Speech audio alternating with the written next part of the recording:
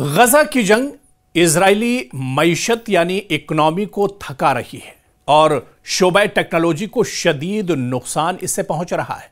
यह दरअसल हम आपको नहीं बता रहे हैं, बल्कि ये एक रिपोर्ट है और यह रिपोर्ट इंटरनेशनल ब्लूमबर्ग की रिपोर्ट है, जिस पर पूरी दुनिया की मईशत और इकोनॉमी की रिपोर्ट अक्सर ब्लूमबर्ग के जरिए से आती रहती है। और ब्लूमबर्ग ने अब चौंकाने वाले आंकड़े जारी किए हैं। दरअसल गजा की जंग के बाद से इजराइल की मईशत की कमर तोड़कर रख दी है और इसकी सच्चाई अब ब्लूमबर्ग रिपोर्ट के जरिए से सामने आई है। क्या कुछ इसकी हकीकत है, कितना बड़ा मईशत के तौर पर नुकसान पहुंचा है इजराइल को, इकोनॉमी किस तरह से इजराइल की टूट रही है, इसी चीज को हम इस एक्सप्लेनर में समझने की कोशिश करेंगे। दरअसल गजा में जंग के शिद्दत इख्तियार करने और जंगबंदी के किसी संजीदा इम्कान के न होने की वजह से इजराइल मजीद इक्तिसादी और तिजारती दबाव का सामना करने की तैयारी कर रहा है। 2 साल से जारी लड़ाई के दौरान बार बार रिजर्व फौजियों की तलबी ने कारोबारी माहौल को भी मुतासिर किया है। नमरूद फॉक्स, जो smart data company big ID की शरीक बानी है, उसने कहा है कि इनकी कंपनी के 600 मुलाजमीन में से 20%, जिनमें से 1/4 इजराइल में काम करते हैं, एक ही वक्त में फौज में खिदमात अंजाम दे चुके हैं। इस सूरत हाल ने तवील मियाद मंसूबों और अहम तहकीक और तरक्की पर भी नुमाया असर डाला है। तखमीने की अगर बात करें तो तखमीनों के मुताबिक गजा पर हालिया फौजी मुहिम में तकरीबन 1,30,000 रिजर्व फौजियों को बुलाया जाएगा, जो इजराइल के मजमूई अफरादी कुव्वत का तकरीबन 3% बनते हैं। यह बात ब्लूमबर्ग की एक रिपोर्ट, जिसका जायजा खुद एक मीडिया और सोशल मीडिया ने लिया है, जिसमें बताया गया है कि 580 अरब डॉलर की मईशत रखने वाला इजराइल गुज़िश्ता 2 दहाइयों में गैर मामूली सुस्त रवि का शिकार है। तो कितना बड़ा गजा जंग के बाद इजराइल पर इकोनॉमी के तौर पर और मईशत के तौर पर असर पड़ा है, या उसकी मईशत किस तरह से टूट रही है, और यह एक बड़ा झटका इजराइल के लिए है। आप देखिए कि इससे पहले भी एक्सपर्ट और माहिरीन इस बात का एतराफ करते रहे कि जितनी ज्यादा गजा की जंग लंबी खिंचेगी, उतना ज्यादा इजराइल को नुकसान होगा। खासतौर से इजराइल की इकोनॉमी, इजराइल की जीडीपी और इजराइल की मईशत को सबसे ज्यादा नुकसान होगा। लेकिन अब जो खबर आ रही है, अब जो रिपोर्ट आ रही है, ब्लूमबर्ग की रिपोर्ट है।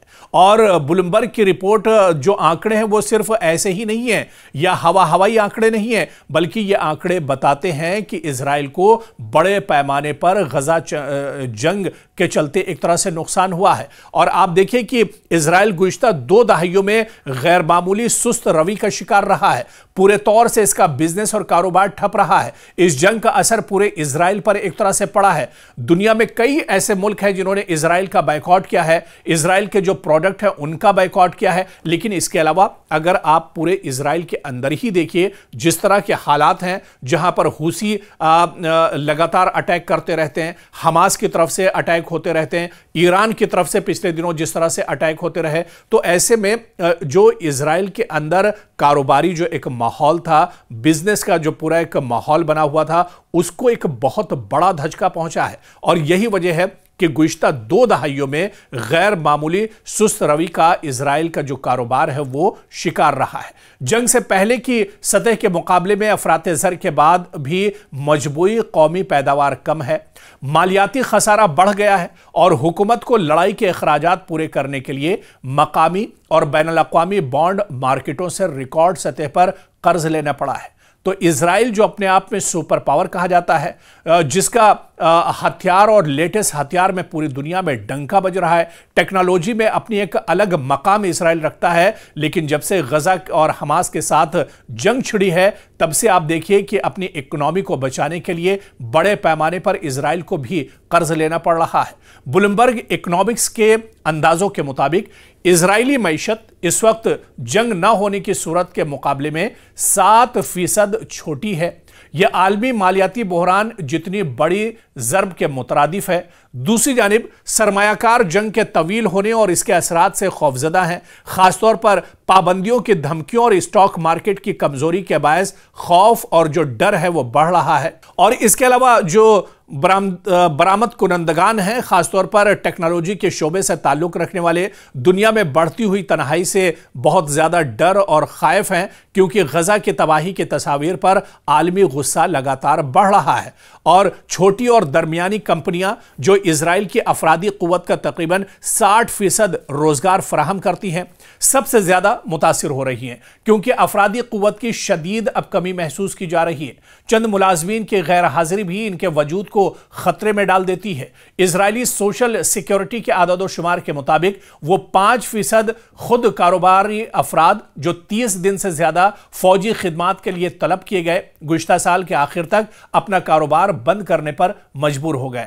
इजराइल के अंदर दरअसल हालात ऐसे हो गए हैं और इजराइल में सरकार के तौर पर भी दरअसल इस बात को रखा जाता है कि अगर जरूरत पड़ी तो हर नागरिक को और हर शहरी को जंग के मैदान पर जाना होगा, हथियार उठाना होगा। और ऐसे में जब हमास के साथ ये जंग छिड़ी तो पूरे इजराइल में लोगों को अलर्ट किया गया कि अगर फौजियों की जरूरत पड़ी या आम लोगों की जरूरत पड़ी तो उन्हें भी मैदान जंग में जाना पड़ेगा। और रिजर्व फोर्स में कुछ ऐसे ही लोग शामिल होते हैं, क्योंकि तकरीबन 60,000 रिजर्व फोर्स को गजा में बुलाने का ऐलान किया गया था। और ऐसे ही लोग जो कारोबारी लोग होते हैं, जो बिजनेसमैन होते हैं, उन्हें एक तरह से, या जो लोग रोजमर्रा के काम से जुड़े होते हैं, ऐसे लोगों को भी रिजर्व फोर्स में एक तरह से शामिल किया जाता है। और जब जरूरत पड़ती है तो ऐसे लोगों को भी बुलाया जाता है।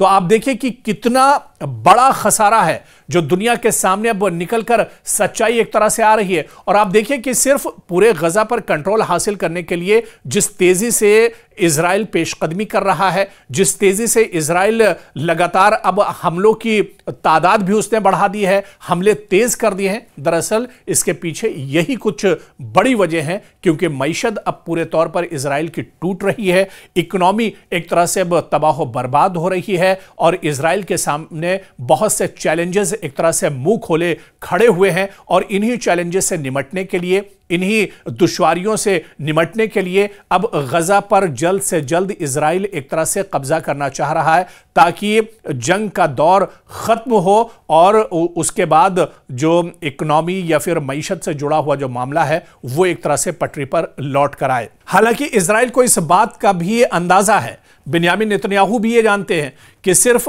गजा फतेह कर लेना, गजा पर मुकम्मल कंट्रोल हासिल कर लेने से ही जंग नहीं जीती जाएगी, बल्कि इस पर अमेरिका की भी नजर एक तरह से लगी हुई है। एक मौके पर सदर डोनाल्ड ट्रंप भी ये कह चुके हैं कि गजा एक तरह से कंट्रोल होने के बाद अमेरिका का उस पर कंट्रोल होगा। इस पर किसी अलग एक्सप्लेनर में हम डिटेल में आपको इस बारे में बताएंगे, लेकिन इतना जरूर है कि जब गजा पर मुकम्मल इजराइल का कंट्रोल होगा तब भी इजराइल की परेशानियां थमने वाली नहीं, इजराइल की परेशानियां कम होने वाली नहीं हैं, बल्कि इजराइल की मुश्किलें कहीं ना कहीं और ज्यादा बढ़ने वाली हैं। लेकिन अब देखना यह होगा कि जब गजा में, पूरे गजा पर कंट्रोल हासिल करने के लिए अब लगातार हमलों को और तेज इजराइल ने कर दिया है, क्योंकि इजराइल के सामने कई तरह की परेशानियां हैं, तो ये जंग कब थमती है, कब गजा पर इजराइल का कंट्रोल होता है और क्या गजा पर कंट्रोल हासिल करने के बाद इजराइल की परेशानियां थमेंगी,